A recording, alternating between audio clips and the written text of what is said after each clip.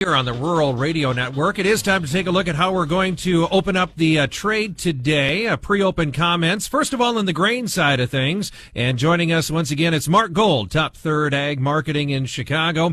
Well, look at here, a little green on the screen. No fooling. Corn, middle of the session or end of the overnight session, 3 to 4 higher. Soybeans up 2 to 4. Even a little increase in wheat. What are some of the factors that are going to affect Tuesday trade? Do you think? Well, as you mentioned, May corn was up 3 3/4 cents overnight at 4.61. May wheat up a penny and a quarter, 5.38 and a quarter. May beans up 3.5 cents at 10.18 and a quarter. I think the market's going to be keen to follow up on what happened yesterday. Had a nice reversal action in the corn and the wheat.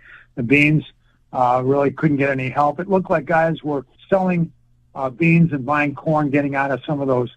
Everybody was bearish corn and bullish beans. I think a lot of those guys tried to get out of those spreads yesterday.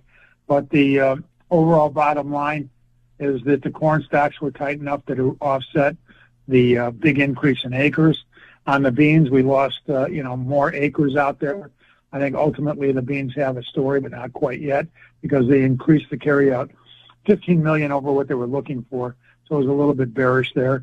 And the wheat acres are the second lowest in history. So, I think overall we're going to be waiting for these tariff announcements tomorrow on Liberation Day.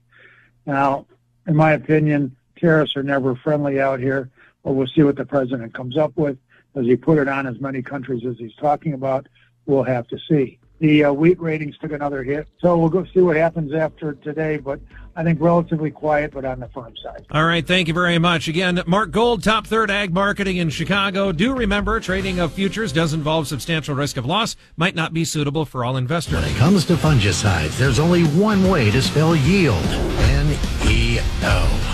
Miravis Neo is the 2024 #1 retailer recommended corn fungicide for a reason. It dominates spots, rots, blights, and stress to out-yield competitive brands like Veltima. And there's 6 years of university data to prove it. Ask your Syngenta retailer about using Miravis Neo for more yield more often. Based on 2024 Stratus Retailer Efficacy Study. Always read and follow label instructions.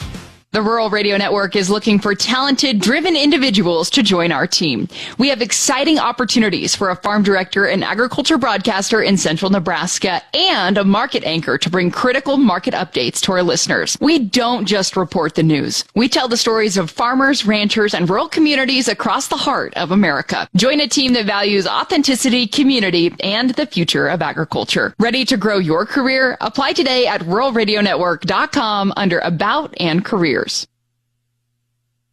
Chad Moyer back with you on the Rural Radio Network. Time now to take a look at how we're going to open up on the livestock side of the markets. With us, Jerry Stoll, Country Futures in Frankfort, Kansas. Jerry, coming back here on a Tuesday, what are you looking at to get things started today? Good morning, Chad. Real quickly, equities, S&P 17 lower, dollar index up 11, Dow futures down 198, crude oil trading down 1 at 71.47. Looking at the pork complex, last night's lean hog index was 88.50, down 28.